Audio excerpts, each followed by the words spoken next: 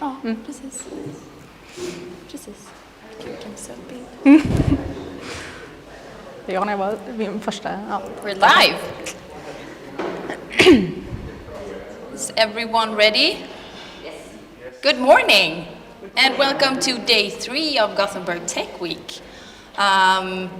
To kick this Wednesday off, we have our absolute favorite user insight psychologist, Lina Bodestad, that is going to join us today in this morning. So I'm not going to talk much more than that. My name is Malin, and the stage is yours. Thank you. So nice to be here. Yay! Yeah, what Malin maybe didn't mention is I'm probably also Sweden's only user insight psychologist, but I'm glad to be your favorites. It's really great to be here.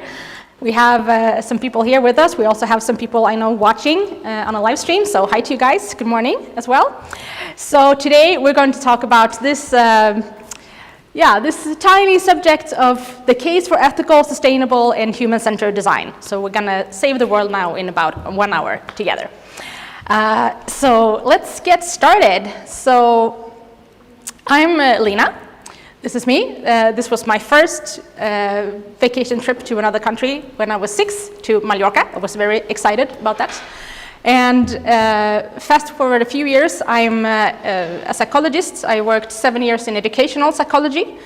And then I had my own company for a few years. I did an app. I've done a lot of consulting and training for organizations like IKEA and Chalmers and Göteborgs stad, etc.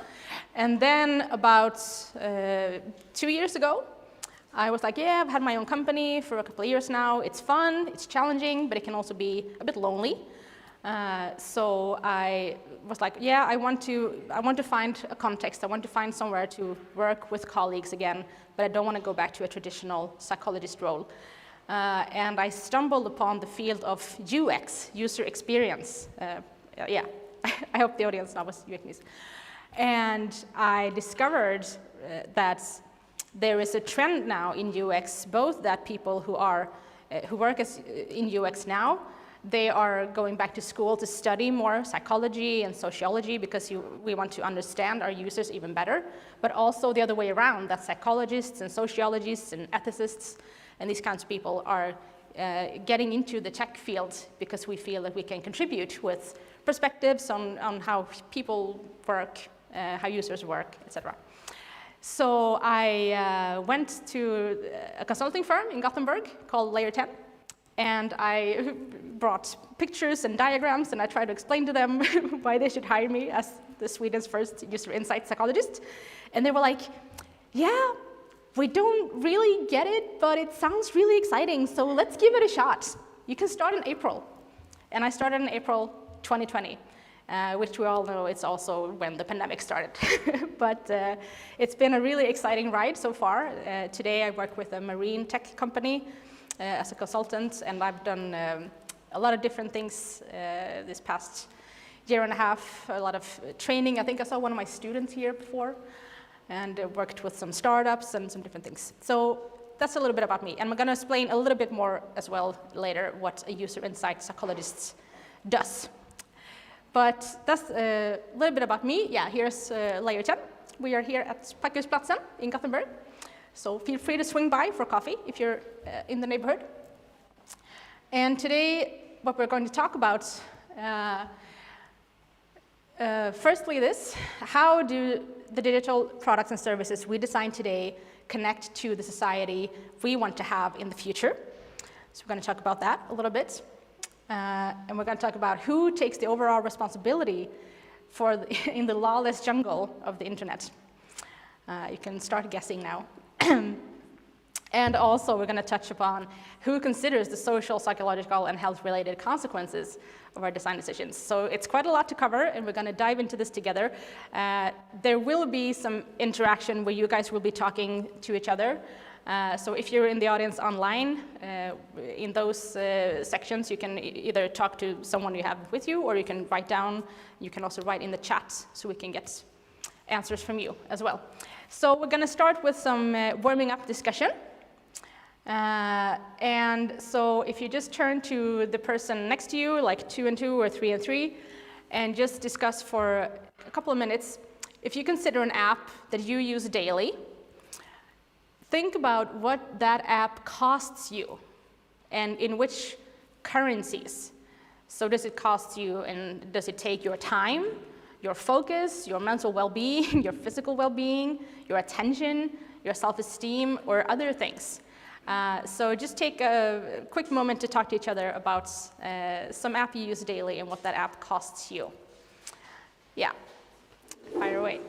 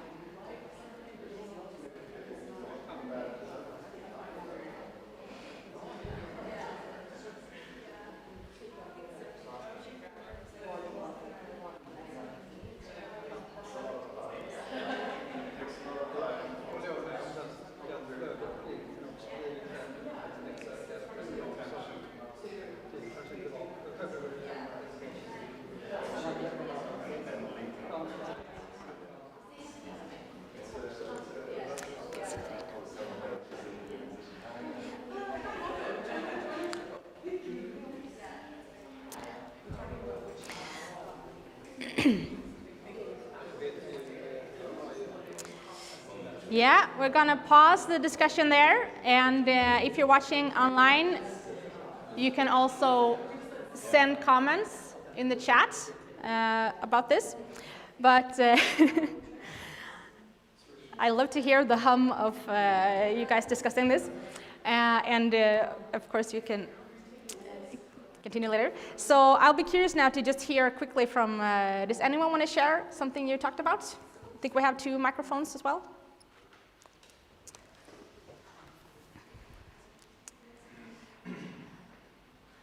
If anyone wants to share, otherwise, yeah? Great. Yeah,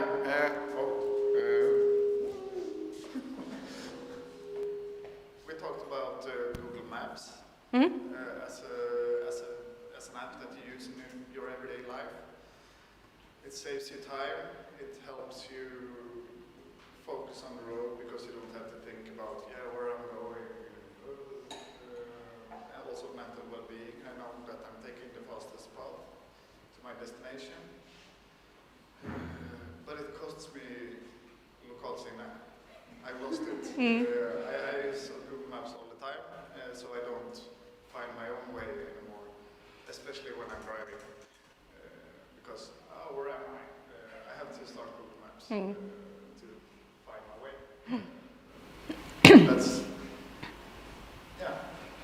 That's exactly. Google Maps saves you time and peace of mind, but it also costs you your local orientation. Exactly. Thank you. Anyone else want to share something you talked about? Maybe you guys over there. The first thing that came to our minds was Spotify as something that resources, cost, attention, and certainly time. And then for sort of a more stressful example, we talked a bit about Twitter and LinkedIn as being really draining in a lot of the ways listed here, especially like when you compare yourself to others, it takes a mental toll, and it sort of, yeah, it makes it difficult to maintain focus also if you're being like contacted often in that space.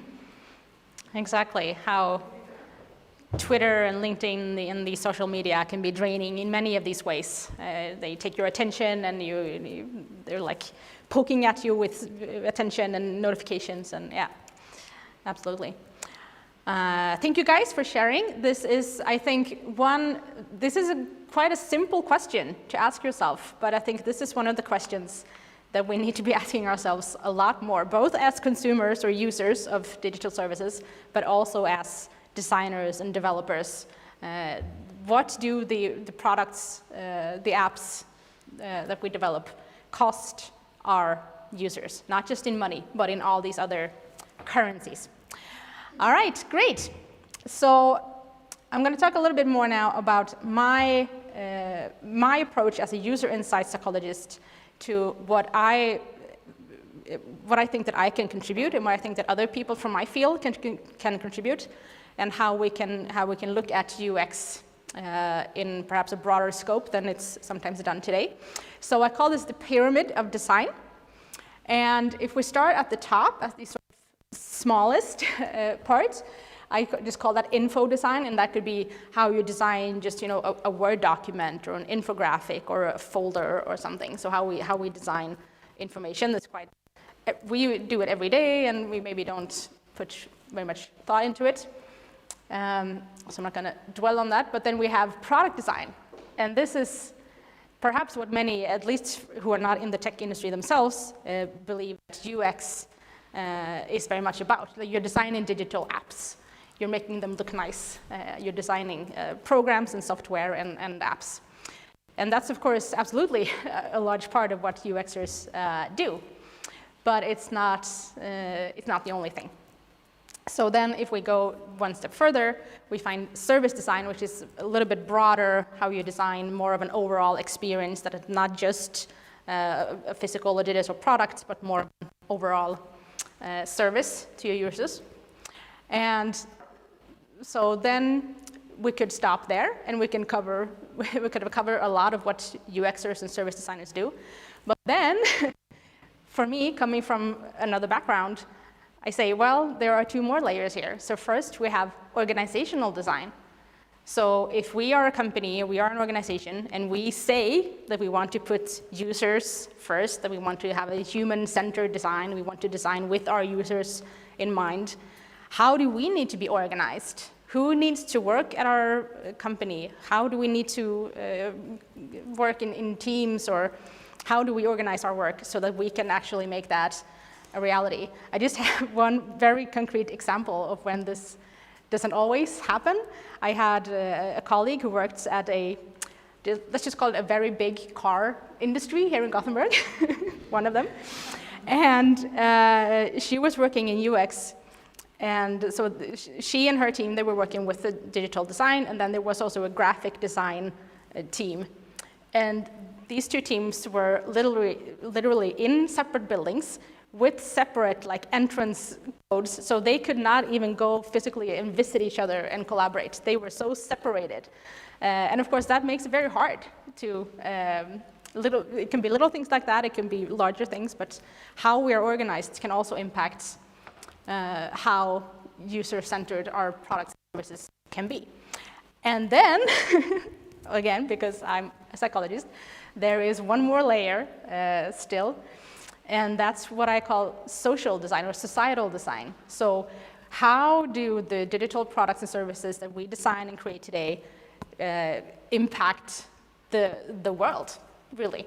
So if we would have started Facebook or Twitter today, what we have thought about that those companies obviously did not think about when they founded their companies years ago. And of course, this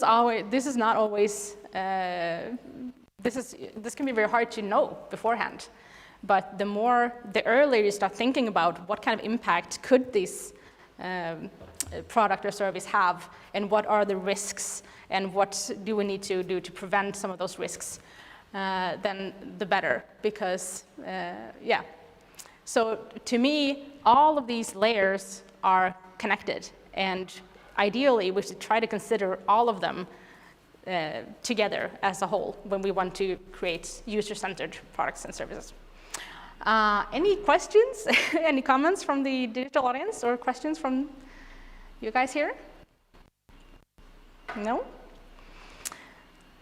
Yeah, so this is the picture I showed to the guys who are now my bosses when I try to explain what a UX, user insight psychologist does. And, Sorry? yeah? I'm just wondering why you decided to put it as a pyramid, so because the info design is on the individual level and the social design affects all, or? Exactly, that the sort of circle of impact is larger at the bottom.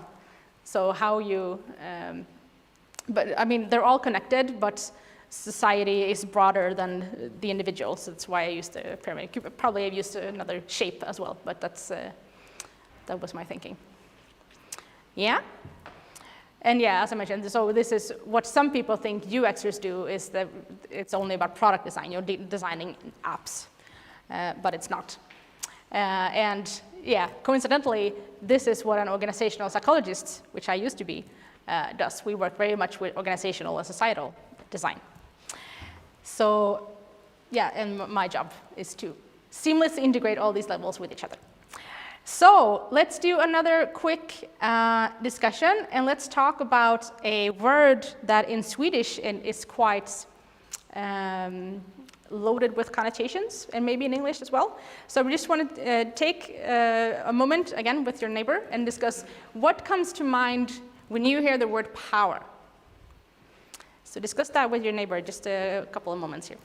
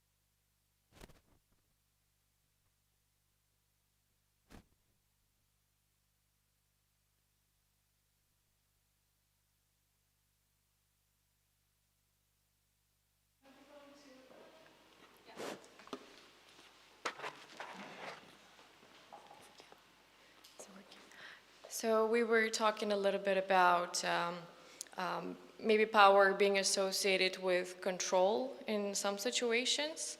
Also, we talked about the presence of asymmetries a lot of the times. It could be asymmetries of information, asymmetries of resources. Also, we've been talking about maybe the actual leader, the person who is associated with a position of power and them being able to execute their will over others. So, and that will could be carried across both either voluntarily through the power of persuasion, and sometimes that's due to someone's public speaking skills or actually demonstrating their abilities. Or sometimes it could be through forcing, if we're expanding the notion of power, if we're talking about politics and everything. And also we mentioned that power could be formal, such as in an organization or in different institutions, or it could also be informal when someone in society rises to the position of power, or maybe even in any informal group.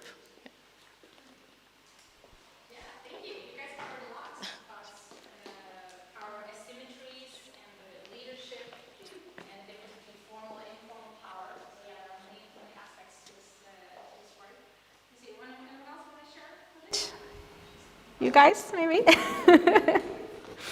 Yeah? Or?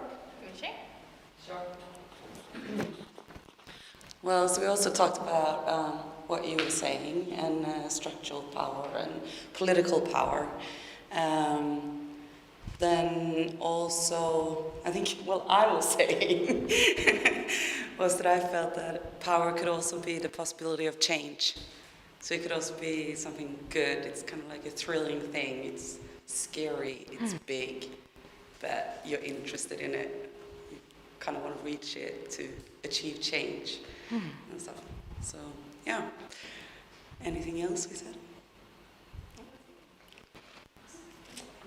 Exactly. You guys talked about how power can also be a positive force. If someone can use it to make positive change, for example. Yeah. Absolutely, and that's very much my goal here today is not to give so many answers, but more to raise these kind of questions and make us all think about, what is power, for example? What does power mean? Do I have power? Over what do I have power? Or not? But yeah, so this is also something that we can think about, and we're going to think about this a little bit more now. So I had this question: who takes overall responsibility in the lawless jungle of the internet? And well, the short answer is really no one.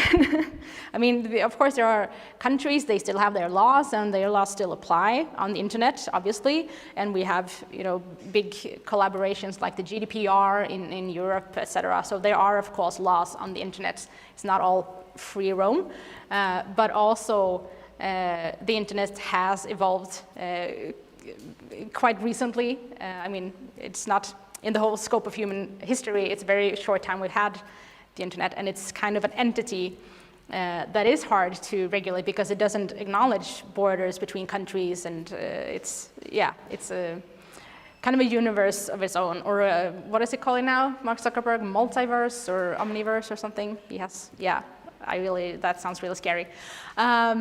But it's very hard to control the internet because it doesn't know any borders that way.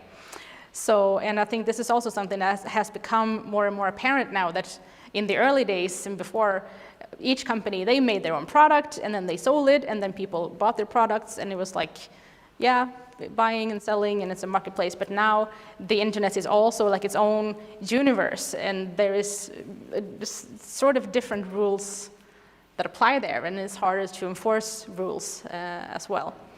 So this is also something I think we need to consider, like who takes responsibility for what goes on the internet? How can we, who takes responsibility, really? And so the good news is that if the answer is that no one is responsible, well, that also means that everyone is responsible. So what we can think about is, okay, so if no one is really overall responsible for the internet, then we're all partially responsible, even if that of course differs in how much maybe power or influence we have over what goes on the internet. But I would like us to think about that a little bit, because that's also a question I think we should ask ourselves more often. So what does your platform of digital influence look like? What kind of, maybe not power, but what kind of platform of influence do you have? Where can you make a difference on the internet and in real life, of course, as well? Do you guys understand the question? Or, yeah? Okay, so take a couple of minutes again with your neighbors and discuss, what does your platform of digital influence look like? Where can you have an impact?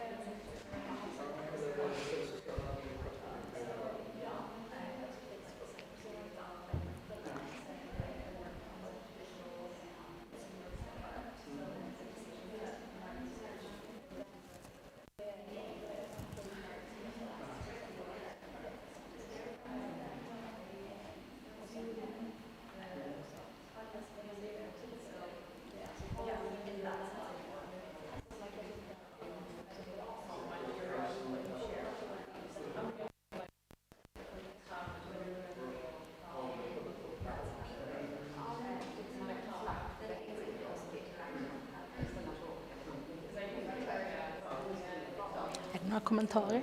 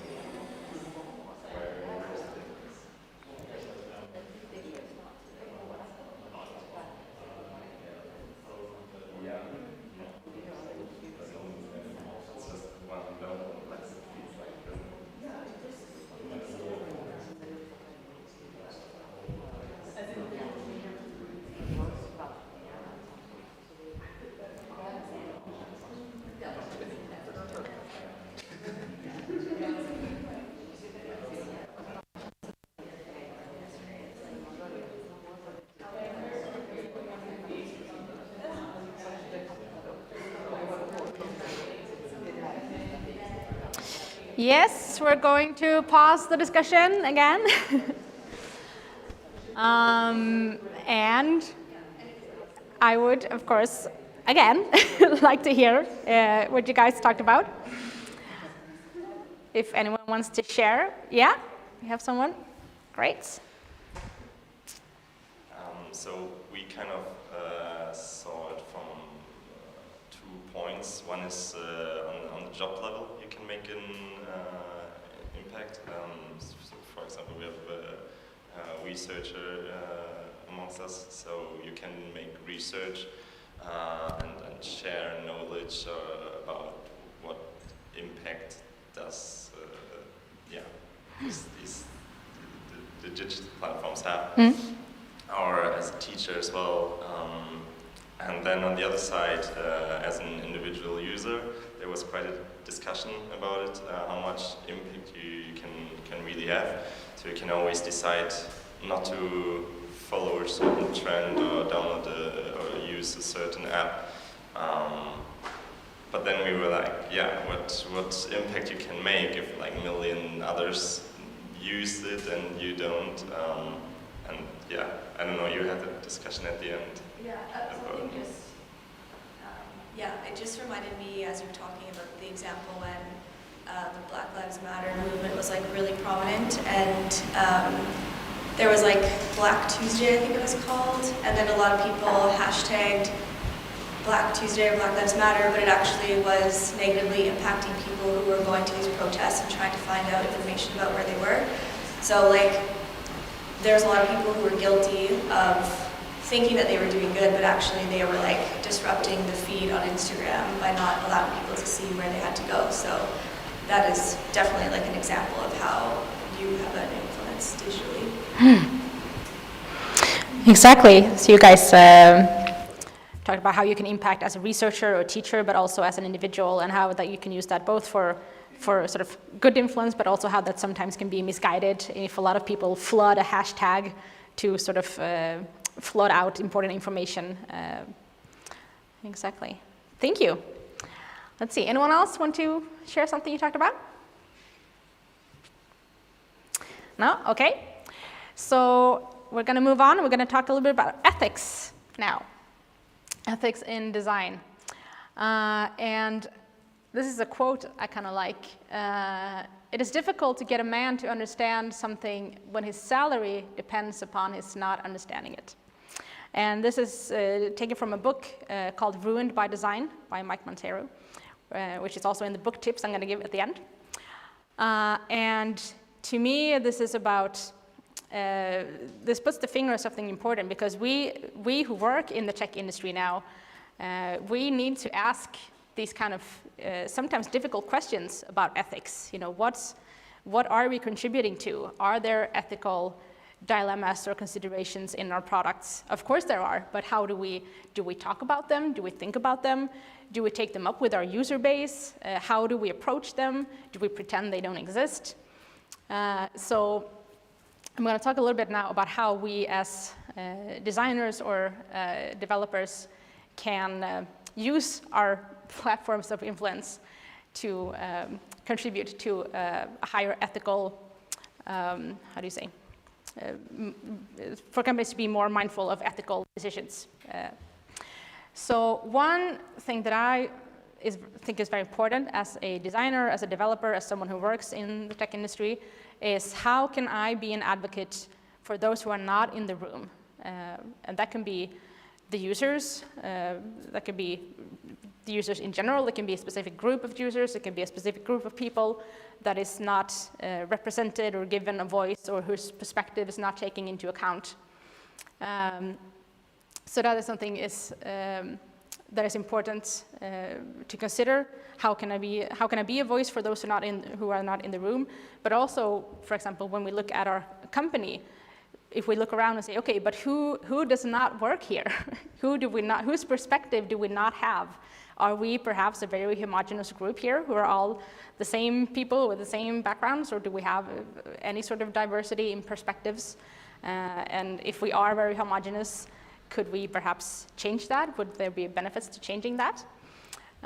So think about who is not here, who does not work here, who does not use our product or service at the moment. Why aren't they doing that? How can we find them? How can we find out more about what they need?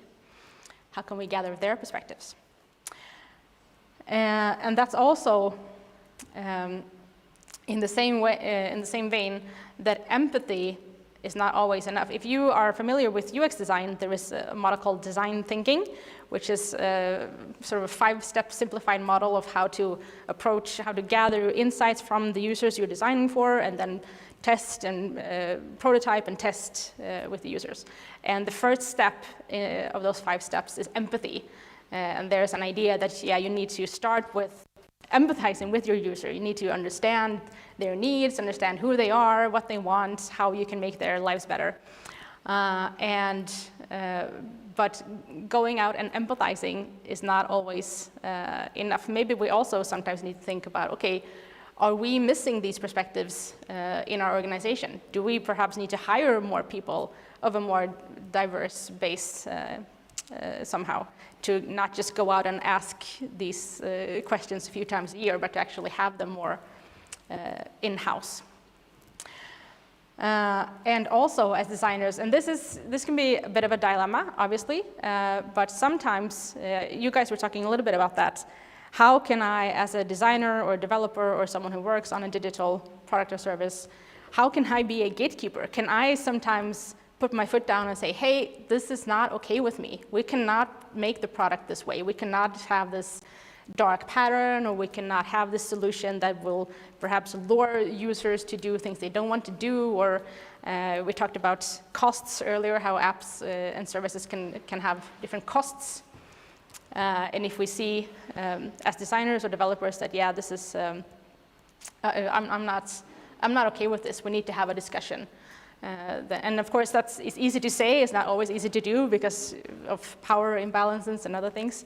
But it is something to keep in mind. Are there situations where I can be a gatekeeper, where I can stand up and say, hey, this is not, I don't think we should do it this way. I think we should try to find some other way that will be more beneficial to the users. And in that book, Ruined by Design, by Mike Montero, he also talks about what if there was a Hippocratic Oath for designers. So doctors, they have, it's called the Hippocratic Oath. It's from Hippocrates, like thousands of years ago, a Greek doctor. But it's an oath that doctors take symbolically about not doing any harm and protecting, and how it's an ethical code for doctors. And you also have licensed professionals like psychologists and doctors and teachers. And psychologists also, for example, we have an ethics code that we are bound to adhere to. And we have a license that can be taken away from us if we misbehave. So if I'm a licensed psychologist and I mistreat someone and they report me to Socialstyrelsen, I can lose my license because I didn't follow ethical guidelines or I made something very wrong. But a lot of us, if you work in tech, design, developers, we don't have licenses. No one can take our licenses away from us if we make bad decisions because, yeah, there are no licenses. And so we can think about, well, if there was a sort of ethics code for our professions, what could that look like? Maybe it doesn't have to be a license, but if there was an ethics code that we can agree on in our field, what could be on that? What kind of guiding points could we have to guide our ethical compass? So this is the last, I think, discussion part we're going to have. So we're going to talk about what could a code of ethics for your profession look like, and try to come up with at least 2 key points that you think should be included if there was an ethics code in your profession. So take a few moments with your neighbor and see what you can think of. And you guys who are watching online, you can also think, write down, talk to people you have around you.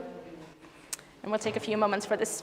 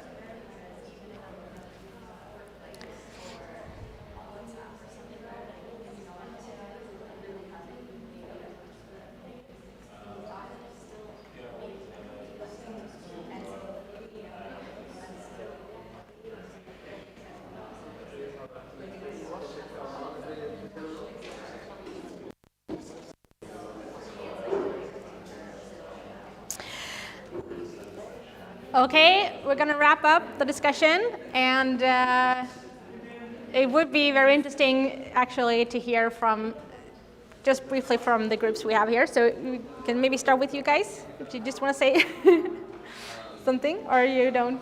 No, it's okay. So you guys want to share something?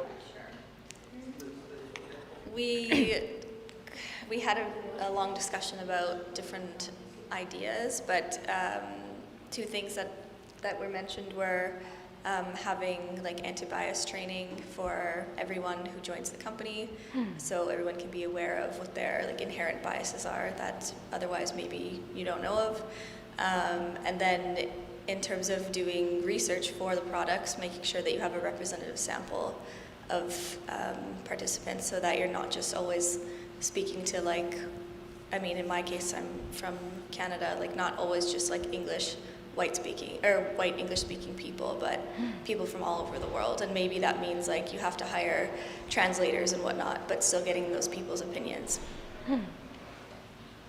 Exactly, to have anti-bias training and to make sure your research sample is representative of the user base. Absolutely. Thank you. What about you guys? Yes, so we actually have a variety of backgrounds over here. So here we have the investment sector. So we were talking about maybe being conscious about what you invest in to make sure that you don't invest into anything unethical. What were some of the examples you were making?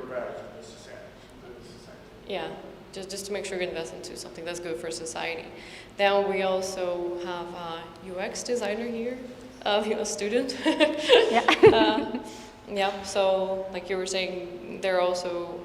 Yeah, it's about design, like you discussed earlier, dark patterns, and also I didn't have time to mention that, but as a UX designer, always like take yourself out of the equation, or take yourself out of the design, to not have your own bias towards the product or service, stuff like that.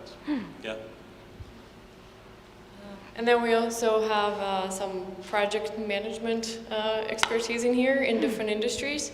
So we were making an example of the area of musical events, and some of the ethical side of it could be being compliant with restrictions that are going on at the moment to make sure that you don't violate any of the guidelines, you don't endanger the visitors, as well as possibly thinking of how do you make such events inclusive to different groups of people. In my case, I was also making an example. I've worked as a project manager in different industries, in translation, in publishing, and cloud storage. It just crossed my mind over the years when I worked with this that there's so much information asymmetry happening that it could be very easy to abuse that to your advantage if you ever want to, and technically nobody's looking over that. So I feel like maybe there could be some kind of a ethics guidelines in regards to more transparency, as well as empathy towards the team that you're working with.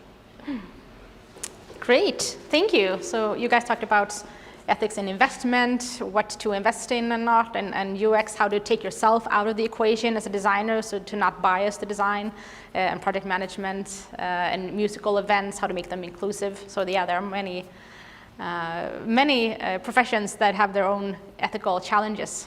Absolutely, thank you. And you guys here in the front, you want to share something briefly? Sure, since we've been, hello? Yeah. Since we've been quietly listening all the time because we've heard what we've said and the others said, we want to thank you all for sharing. And in this case, we discussed if we can use any of the work that society has done already. In Sweden, we have the inclusive design actually coming to law that obviously should be part of driving and pushing that to design development. And then you have the UN global goals that everyone should consider and know about and brought forward. So that was to add something to that discussion from us. Absolutely, thank you. So you mentioned national guidelines we have in Sweden for inclusive design that will be made into law, and also, of course, the UN goals. I actually had a slide about those that I cut out, but those are also very good to use as sort of as guidelines as well and see, okay, what are we doing now? Is this sustainable? Can we look at this through different glasses? One sort of exercise you can do for yourself if you're working on something, and you can look at the UN goals, there's 17 of them, as you probably know, and you pick one that you feel, well, this is one I care very much about, or this is one that really applies to what we're working on, and you make that one UN goal into a person and think, okay, what would this person say about my design right now? Would they be satisfied? Would they have thoughts, complaints, suggestions? That's an exercise you can do for yourself if you're working on designing something. So the UN goals are very good guidance, and there are many tools to use from them as well. Thank you.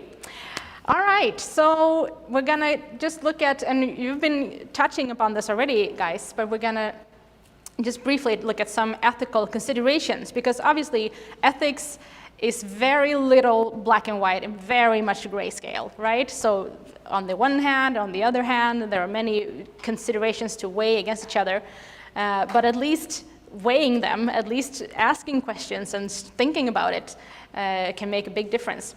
So just some of these, how do you say, things to weigh can be, for example, obviously benefit versus risk.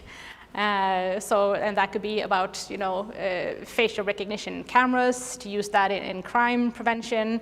What are the benefits of that? What are the risks of that? There are many other examples, of course, how there are risks and benefits that you need to weigh against each other, and which weighs the heaviest. Do the benefits outweigh the risks or not? So that's one way to look at it. One that you mentioned was, how do you weigh company interest versus user interest? Are you guys familiar with, let's see, I put some dark patterns here. Do you guys know these, or should I just quickly go through them? Yeah. So dark patterns is one example of how as a company you can make your design so that it benefits you more than the user. So, and there are many, many of these dark patterns, but just quickly to go through a few examples that you probably might recognize. So Roach Motel, for example, that's when it's very easy to get into a service, a subscription, for example, but it's very hard to get out. So it's easy to subscribe, but then if you want to unsubscribe, you need to like call some number between 7 and 8 in the morning on Tuesdays. That's the, yeah. So, you know, so it's easy to get in, hard to get out. That's a pattern. Privacy zuckering from Mark Zuckerberg is when you have these very, very long user agreements and everyone just clicks accept, and then in there it says that, yeah, you just gave us all your data, all your photos, all of everything over to us. All your privacy, but you didn't, of course, read all these pages of agreement. Hidden costs.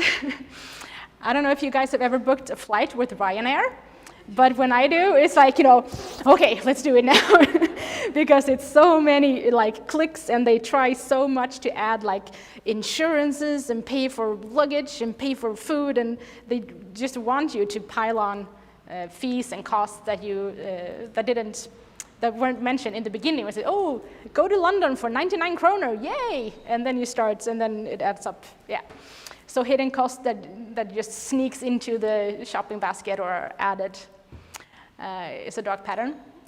Confirm shaming, that is, maybe you've seen that sometime, it's, let's say you're on a website, let's say it's a website about financial advice and stocks and stuff. And then a pop-up comes and say, yeah, subscribe to our awesome newsletter and learn everything about investing and stocks and stuff. And then the pop-up has like two options, with, yeah, kind of like this one. So yeah, count me in, or no, I love being poor. Like if you choose the action that they don't want, they shame you for it. So like, you're not just saying no, you're saying, no, I don't want this awesome financial advice, I'm stupid, you know. Confirm shaming. Enforce continuity. That's, I think we've all met that as well. It's when you sign up for something and then you forget about it and they keep charging you, or you get a free trial for a month and then you forget when the trial ends and then start charging you, and they don't tell you that you just started a new year of the service, and yeah. So these are just examples of dark patterns where companies design in ways that benefit them more than the user, and this is something we should be, and this is of course also a grayscale sometimes, you know, is this, yeah, but we should consider it. And I think you guys mentioned this about data. If you are a company and you have users who use your digital products, you probably also have a lot of data about them. And that's also a consideration that for the user, the best thing would be to share as little data as possible. But for the company, they want as much data as possible, both, so of course, to tailor and improve the product, but also to use for other purposes. So that's also one of these, and there's no right or wrong answer, there's no clear cut, this is the appropriate amount of data, but just considering, could we make do maybe without this data, without asking our customers about this? Can we still make the product? How can we keep the amount of data we gather down at least a little bit? So that's also, and this is a discussion to have in companies continuously, obviously. So I'm gonna start rounding off now, but I'm gonna I have 3 what ifs, because I like what ifs, and I don't like answers, I like questions. So what if, of course, what if we hired a way broader range of profession in design and tech? And that doesn't just mean, psychologists and sociologists, but it can also mean just a much broader range of people from different walks of life, different backgrounds, different professions, who can bring in perspectives that are today somewhat lacking. What could happen if we did that? We can also think about what if we further consider ethical and societal impacts of what we create. For example, we talked about this Hippocratic Oath. What could should we have one of those ethics codes at our workplace, and what would it look like, and can we agree on those ethics codes together? And how could we then follow them and hold ourselves accountable and each other accountable to them? This is also one, I'm not going to have a ton of time to talk about this, but if you're in design and tech, you probably know about edge cases, which is, yeah, we know that this will happen, but very rarely. We have like maybe very few users where this specific thing is applicable. So we call those edge cases. But when we say that they are edge cases, we also say that, well, they are not as important as all the other users. So if we stopped thinking, or if we thought less about edge cases and more about how can we make this product as inclusive as reasonably possible, would that make a difference? I don't know, but that's a what if question. So yeah, and I'm gonna also give you some book tips, because I love books. So there was one by Per Axbom called Digital Compassion, and he writes, for example, about this that we talked about in the beginning, what do digital services cost to us, not just in money, but in attention and well-being and all these kind of things. And yeah, Ruined by Design by Mike Monteiro about ethical guidelines for designers. And also a book I think everyone should read, it's called Broadband, and it's about all the women in the history of the internet that for some reason get forgotten and not mentioned when we talk about tech. So that's a really interesting book about the history of the internet from also all the women who contributed in very significant ways. A computer in the beginning was not a machine, it was actually a person, usually a woman, who did computing math stuff. And very humble bonus tip is a book that I have written a chapter in, Digital Psychology. It's more for people who work with psychology and treatment and these kind of professions, but it has a lot of different angles on digital psychology. It just came out this summer. So yeah, and also a tool that's called the Data Ethics Canvas. You can probably just Google that and you'll find it. It's a very good tool if you're designing something or creating something. You don't need to look at all these bubbles, but they have different, like your reasons for using data, communicating your purpose, positive effects on people, negative effects on people. So it has these kind of check questions that you can ask yourself about the product or the thing that you're designing. So that's a really handy tool you can use. Data Ethics Canvas is free on the internet. You find it and use it. And I always like to wrap up with a quote, so I'm going to do that today as well. So if you think you are too small to make a difference, you have never been in the dark with a mosquito.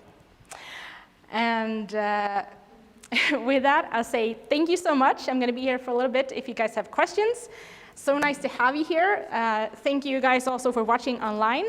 And yeah, connect with me on LinkedIn or come by later on and have coffee with me. And yeah, thank you so much for being here today.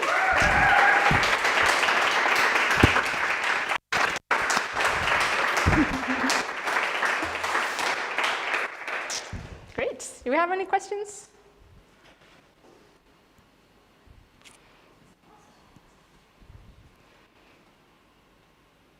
Also, if you come up with questions later, you can also email it. Yeah?